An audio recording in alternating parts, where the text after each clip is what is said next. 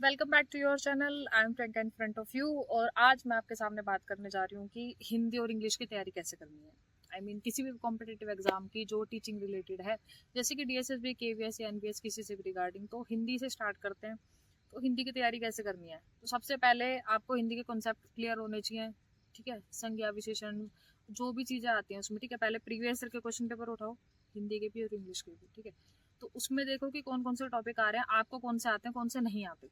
तो वैसे तो अगर आप कोई भी बुक उसमें कोई एक बुक अगर आप कोई सी भी रखते हैं, जैसे कि अरिहंत की रखते हैं या फिर कोई भी रखते हैं, तो इट्स ओके। अगर आपको वो भी समझ नहीं आ रही है तो थोड़ा सा यूट्यूब से आप हेल्प ले सकते हैं।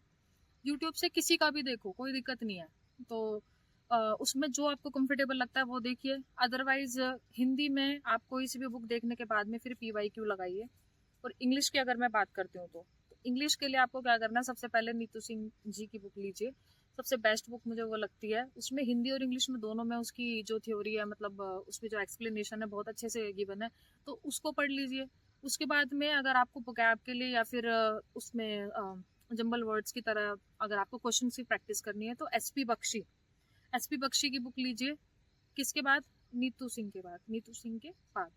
तो उसके बाद अगर आप ये दोनों चीजें कर लेते हैं, कॉन्सेप्ट आपके क्लियर हो गए। अगर आपको लगता है कि आपको कहीं पे जैसे कि अलंकार समझ नहीं आ रहे या फिर और कोई सारी चीजें समझ नहीं आ रही, या तो आप यूट्यूब की हेल्प ले सकते हैं। एक टीचर का समझ नहीं आ रहा, दूसरे टीचर का देख लीजिए, पर ज्यादा टाइम मत लगाइए। कॉन्सेप्ट क्लियर हो गया, उसी के 50 से 100 क्वेश्चन एक दिन में आप सॉल्व कीजिए।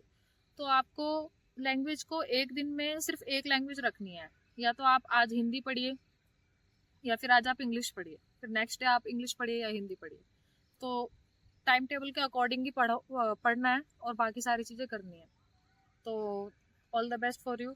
मैं नेक्स्ट वीडियो में मिलती हूँ आपको आगे क्या